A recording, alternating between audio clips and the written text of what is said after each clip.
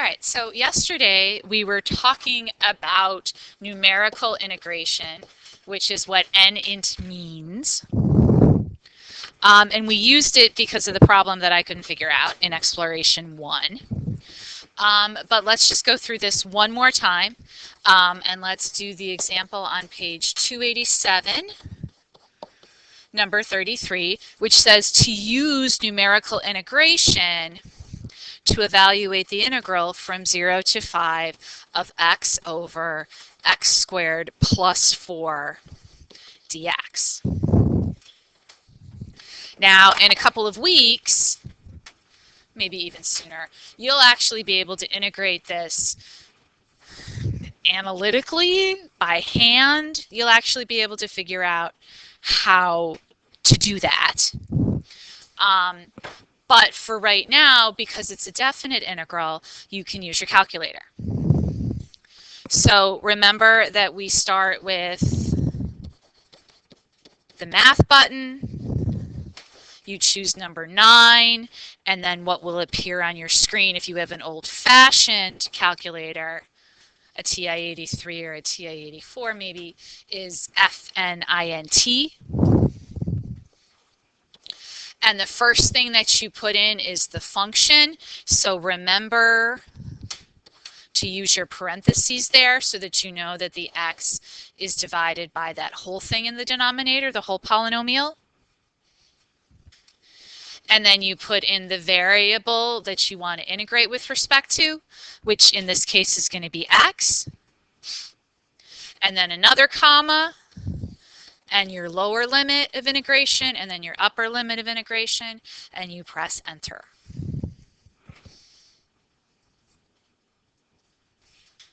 And when you have done all of that, let's see what kind of answer we get. It doesn't matter because there's no trig function, so you can be in radian or degree. What do you get, Casey? Okay. Do we have confirmation of that? Is that what other people got? I see some nodding heads. Okay. All right, we good? We got it? Okay, so the last thing that I want to talk about in this section is discontinuous functions. And if a function is discontinuous in the right way,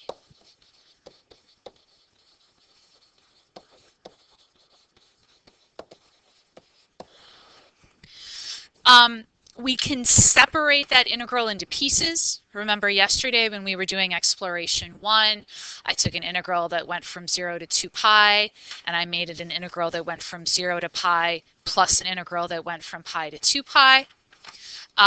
If we can separate it out into integrals that kind of are on either side of the discontinuity, we can still find the area under the curve, or we can still evaluate the integral. So I think that page 287, number 37, was a journal question maybe?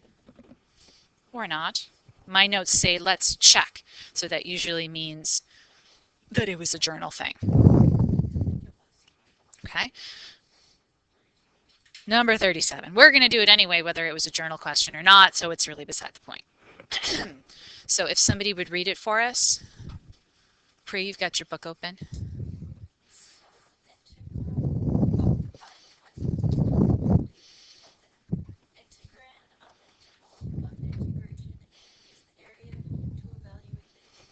And what's our integral?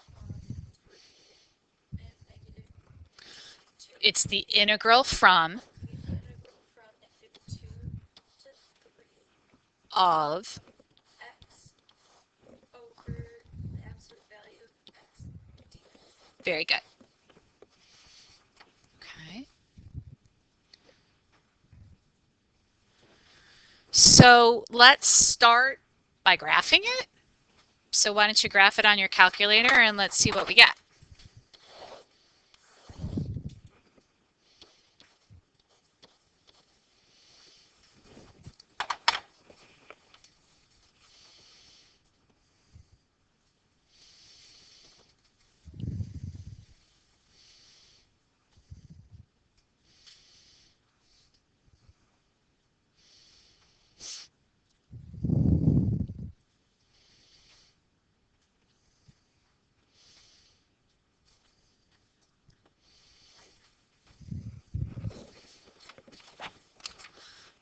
straight line? Or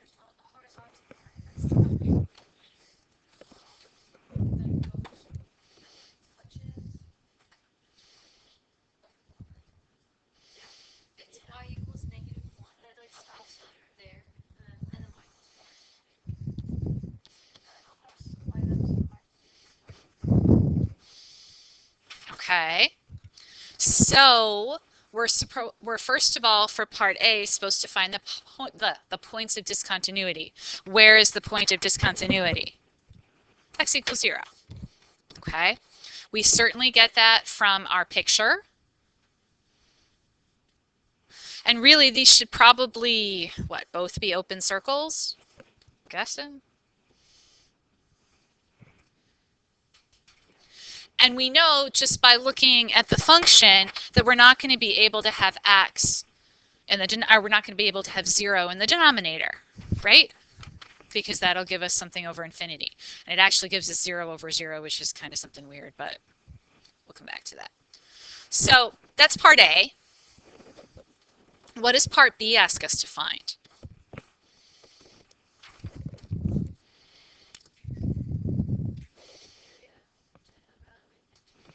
Okay, so the area under the curve is going to be this over here, and this on the positive side of the x-axis. And so what I really need to do is take my integral and break it into two integrals, like we did yesterday. So my first integral is going to be -2 to what? 0 of x over absolute value of x dx plus, and now I have to make sure that my second integral picks up or has a lower limit where my first integral ends, which is at 0. So that's going to be the integral from 0 to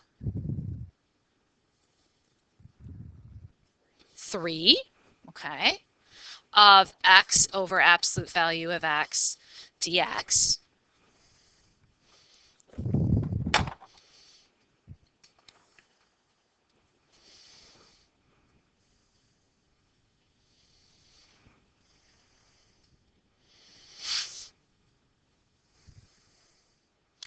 And then we're really lucky in this problem because the areas that we're trying to calculate are what? They're not the same. They're rectangles though, so it's easy to calculate them. So the area of this rectangle is going to be what? -2. Okay, 2 by -1. And the area of my second rectangle is going to be what? 3. And so that's going to give me an area of 1. Okay. We good? We got it? Okay. So this is a good technique to remember, is that if you have an integral that has a discontinuity in it, that you can break it into two smaller integrals. Okay, and we're actually going to talk about that again in a minute when we start section 6.3. Okay, so are there any questions on 6.2?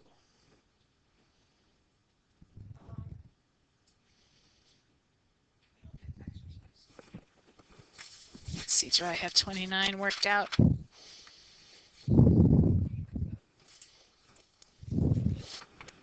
All right, so let's see.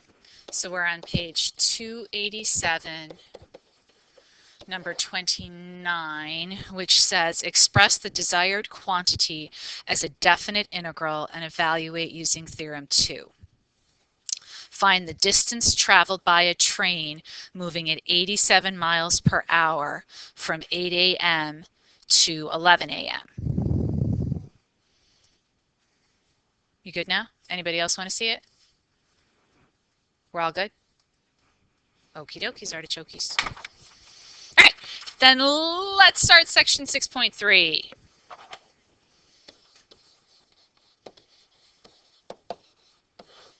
Okay. So this is going to kind of move us Well, it's just going to move us. We're not just going to look at integrals in terms of the area under the curve. We're going to start making that connection to antiderivatives. So I want to start out by looking at the rules for definite integrals, which I have up here. I am not going to wait for you to write them down because you should already have them in your journal. All right. But just to go through them real quick, and then we'll talk about a couple in particular. If we flip the limits of integration, we put a negative sign in front. If we integrate from one number to the same number, we get 0. You can kind of think about the width of your rectangle being 0. Okay, so there's no area. We looked at this one a little bit yesterday, that if I multiply my function by a constant, I can just bring that constant out from underneath the integral sign and then just multiply the constant by the area under the curve. If I've got functions that are multiplied together, if I have functions that are added or subtracted, I can effectively distribute my integration symbol and take each term separately, and I can do this for however many terms that I have. If I have a polynomial, if I have 2x squared plus sine 4x, I can take each term individually. This is what we were just doing, where I can take an integral and break it into pieces. And then the last two are actually the ones that I want to talk about: the max-min inequality and domination. So let's go back, and we had the max-min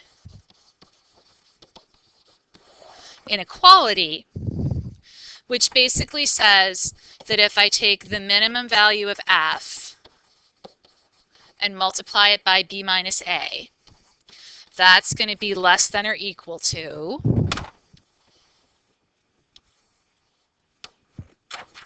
the integral from a to b of f of x dx, and that's going to be less than or equal to the maximum value of f times b minus a. So if y'all want to write that down for a minute, and then I think a graphical interpretation of this kind of makes it easy to understand. It's the minimum value that f has on the interval AB.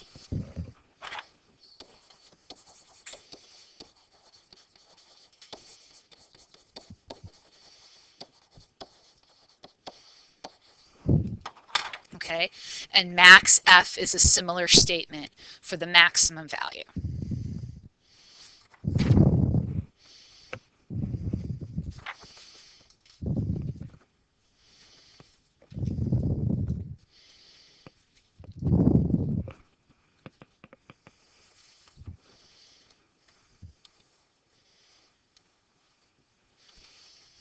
All right, everybody got it written down? Almost? You guys?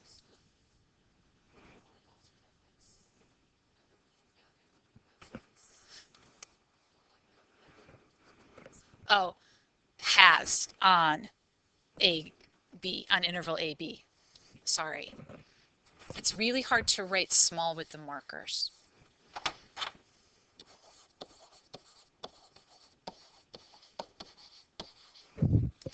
And you know my handwriting is tough at best. I blame the digital age. All right?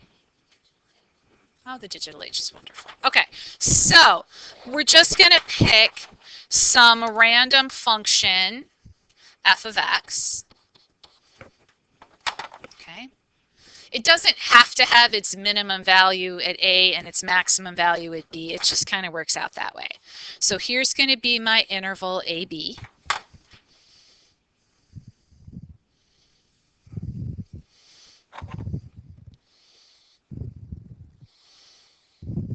And so here's going to be that area under the curve, right? The integral.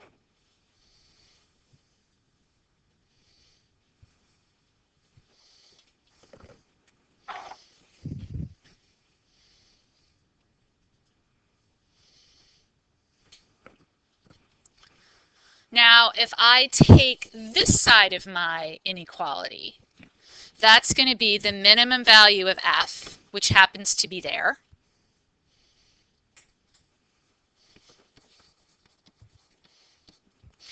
And if I take that value and multiply it times b minus a, I get that rectangle, right? The height of my rectangle is the minimum value of f. The width of my rectangle is b minus a. And if you look at it, it's pretty obviously less than the area of the integral.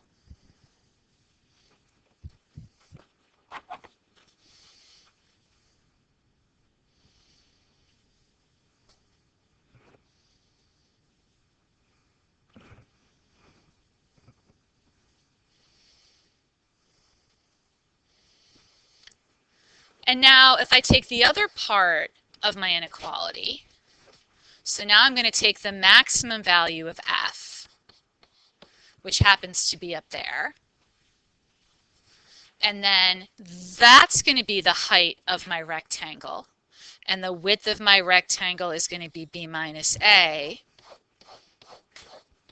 Now I have the area of that rectangle, which is very obviously going to be greater than that shaded red area that is the area under my f of x, which is my integral. Okay, makes sense once you see it? Okay.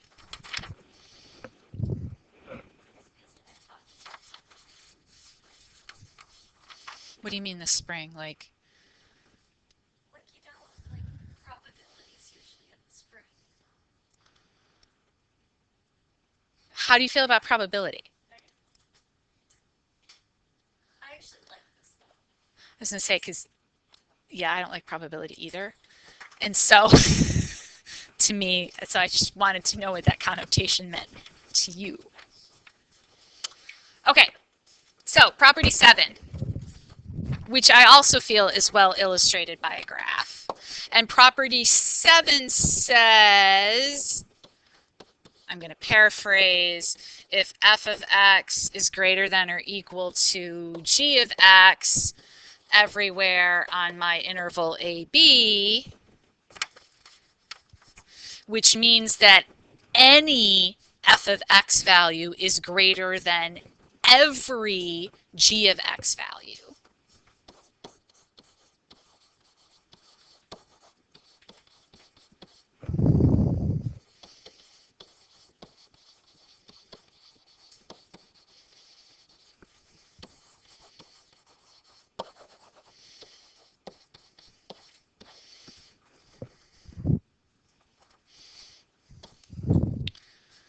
Then the area under f of x has to be greater than, probably, or equal to the area under g of x.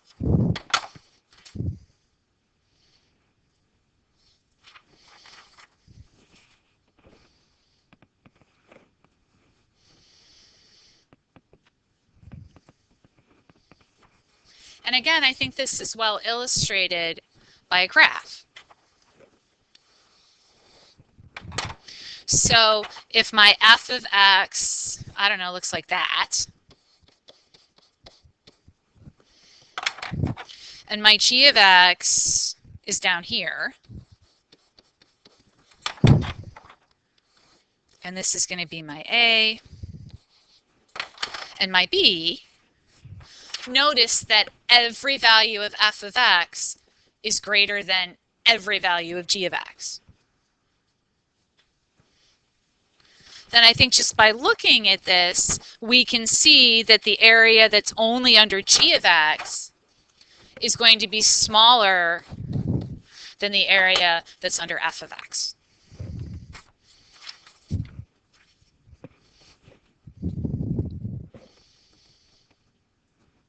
Okay, makes sense once you kind of look at them.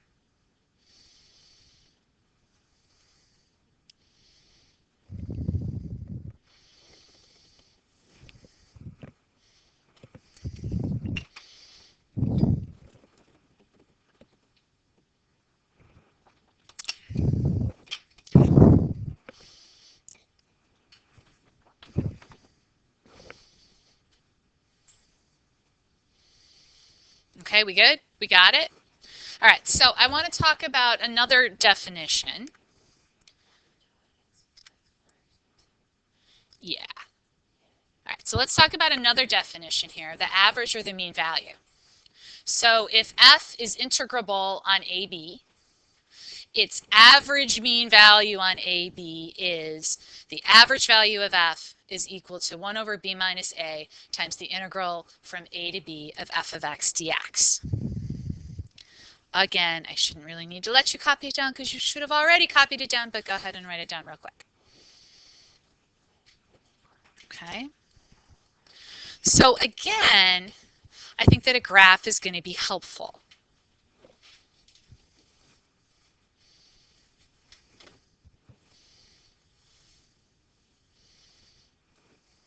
All right, we got it? Everybody who's writing it down? Okay. So we're talking about the average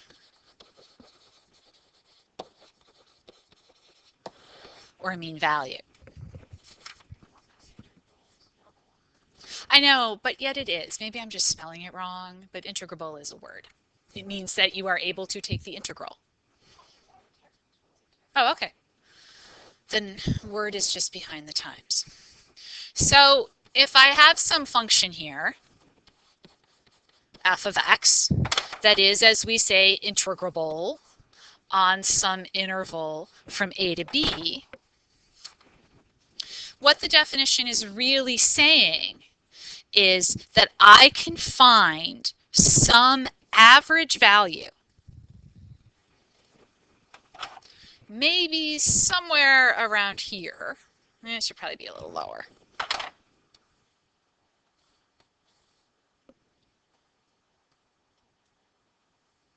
I like that a little better.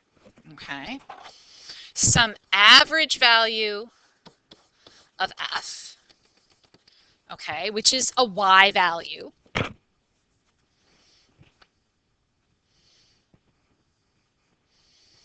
And you can kind of see that I could kind of take this triangular region up here and kind of spread it out so that it fills in over here. Okay. It says that if I take the area of that rectangle, so the average value of f times b minus a, that's going to be the same as the integral of f of x, or the same as the area under the curve.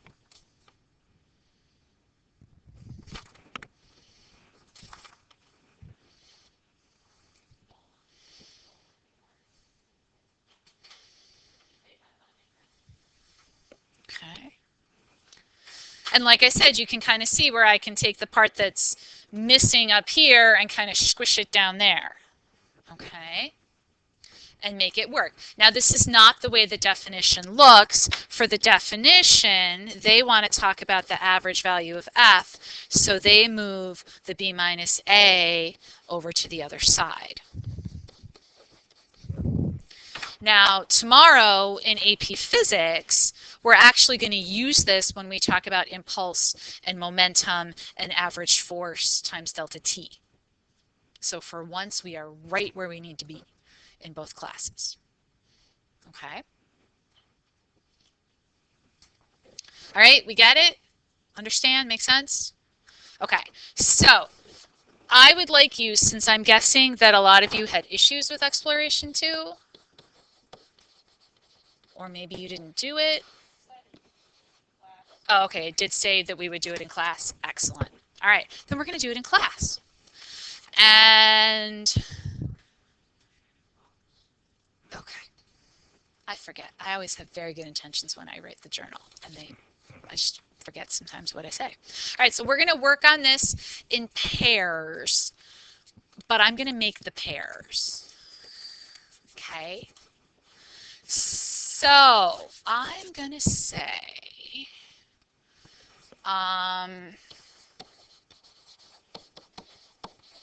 Sari and Zoe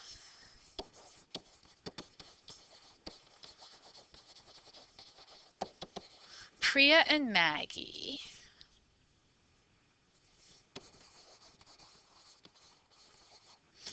Rebecca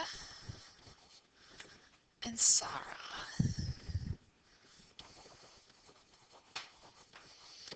Maddie and Alf. And that leaves, not leaves, but that brings us to Zoe and Casey. Okay. So sit with your partner. You can sit in the back if you like and work your way through exploration 2, and that will probably take us the rest of the class.